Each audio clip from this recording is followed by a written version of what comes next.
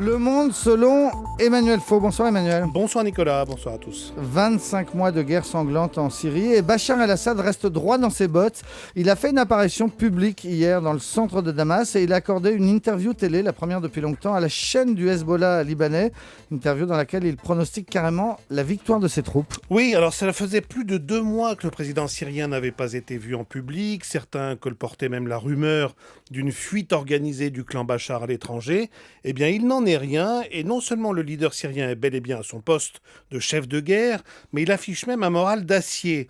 Malgré les difficultés militaires dans le nord de la Syrie, malgré une opposition qui tente de s'organiser, certes dans la douleur, Bachar el-Assad ne doute pas de sa bonne étoile, et il va même, dans cette interview, jusqu'à laisser planer l'incertitude sur son éventuelle candidature pour la présidentielle de 2014, histoire aussi de narguer tous ceux qui essayent de mettre sur pied une conférence de Genève consacrée à l'après-Bachar. Mais là encore, désaccord de la communauté internationale, car les Russes veulent que les Iraniens, soutien stratégique de Damas, soient présents à ce rendez-vous de Genève, ce que la France refuse catégoriquement, et d'ailleurs le président Hollande l'a redit tout à l'heure dans une interview à France 24. Et en même temps, il a pointé la contradiction de la Russie, qui accepte le principe de cette conférence de Genève 2 avec le Conseil national syrien et qui en même temps continue à livrer des armes à Damas.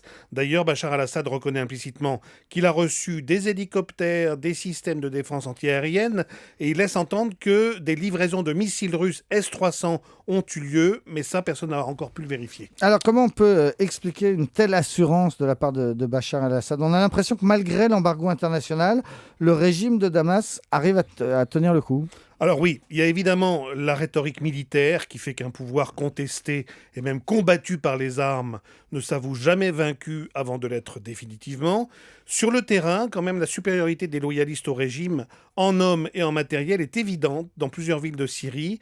Et c'est le cas notamment à Qousser, cette ville dont on parle beaucoup en ce moment, où le pouvoir a quasiment repris la main après plusieurs jours de bataille, avec le renfort des troupes du Hezbollah libanais.